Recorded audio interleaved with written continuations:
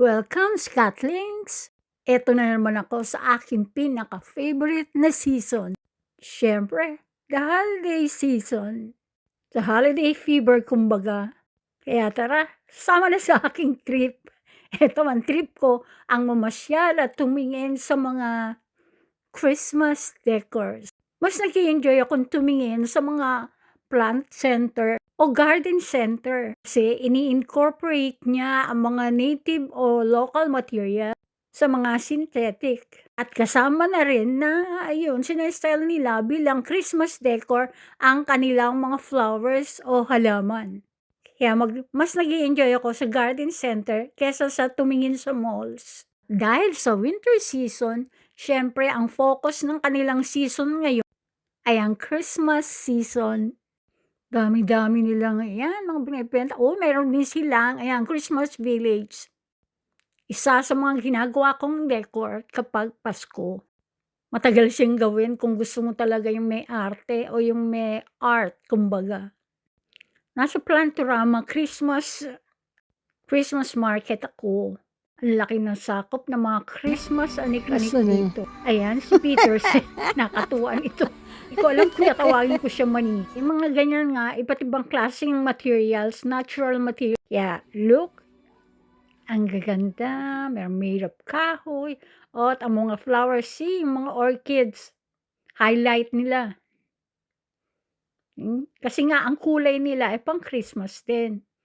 Yan. Kaya yung iba, bumibili, tapos nilalagyan na lang nila ng style. Ayan, dito nga pala meron sila, ano ba, ang tawag sa atin, duwende. Kinons, mga ganyan. Nakita mo yung mga yan, gusto mong iuwi. Ipigilan ko sarili ko dahil wala na akong lugar sa bahay. Diba? Ang ganda-ganda. Lagyan mo lang yung mga kumikislap. Ito, pwede ka namang magpa-picture dyan. Photo op ba? Katabi niyan, yung nagtitinda sila ng hot cocoa. See, even the cactus, dinedecorate nila. Totoong namumulaklak ang cactus, pero yung iba dito parang iniisip ko kung tunay ba siya o fake like this one. At saka hindi nagtatagal ang bulaklak ng cactus, pero namumulaklak sila mga ganyan at maganda. Kaya isama mo lang siya sa mga iba pang Christmas bubbles mo, isa na siyang magiging magandang Christmas decor. See? Ganda, diba? Ang ganda ng ideas. See? Hila ng baka ang tawag natin dyan sa Pilipinas, di ba? Yung cactus na yan. Pero itong iba, basta cactus lang o succulents lang ang tawag ko. Kaya maganda siyang incorporate sa ating Christmas decors. Kasi yung kulay niya nagble-blend. Naman ang mga advent. Yan. Natural materials plus candles from mga dried natural materials. Yeah. Actually, simple lang silang gumawa ng design pero may charm talaga. Alas ditong gamitin ng pine coins tuloy. O ayan o, tapos ang ganyan lang, Christmas decor na siya. Kasama ang mga fresh na halaman o buhay na halaman. Basta swak sa Christmas colors.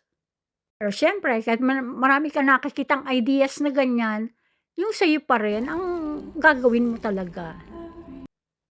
Nagugustuhan ko ang mga natural materials na drenay. Ganyan, no? Dried sila, oh. Tapos medyo lagyan mo lang kislap-kislap. Pinipaint mo lang siya ng konti, o ng gold, ganyan, no? Eto, naging ano ko na to, yung parang tradisyon ko. Bibili ako ng isang balls every time dito tuwing pupunta ako. Ang daming magagandang design. Ba? Daming magagandang design. Pinubusog ko na lang ang mata ko sa katitingin kasi nga meron naman ako. Pero gusto ko lang every time na mag-visit ako dito, pag uwi ko, meron ako. Uy, shout out kay Vesha. Gusto niya ng violet. Fave niya ang violet na colors. Kaya bigla ko siyang naalala. Bagay sa kanyang motif, color motif, kanyang siya salons. Ang ganda, di ba? Ayun. Pero kailangan, disiplina, huwag bili ng bili. Pero wala na akong paglalagyan. Parang window shopping na lang ako.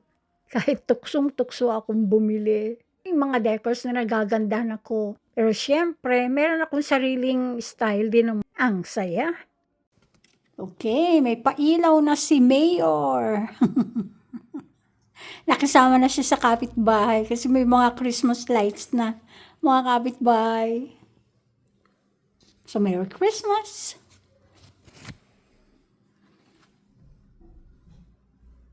At syempre, ang aking neighbor na talagang nakakatuwa, mahilig magpasaya. Ibig sabihin, marami silang Christmas decors. Kasi meron silang 2 anak. Diba, nakakatuwa ang airport talaga, oh. Ayan, oh. Ayan.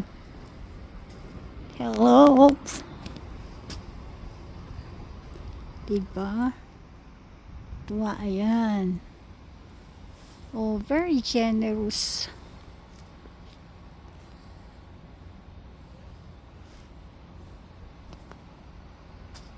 Hello, Santa.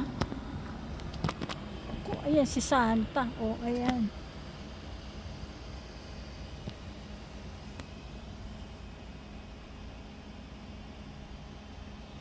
Nangingisda ba si Santa? Ayan. Ayan. O, teka. Tingnan ko si Santa. Basura ang nakita ko.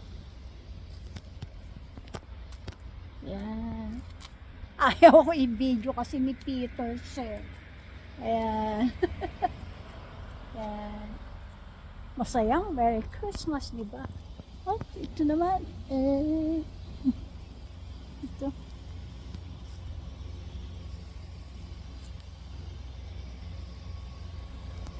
Ayan. Ang gift ba niyan sa akin ng isa? Merry Christmas. Yan. Start na ng holiday season. Isang reindeer.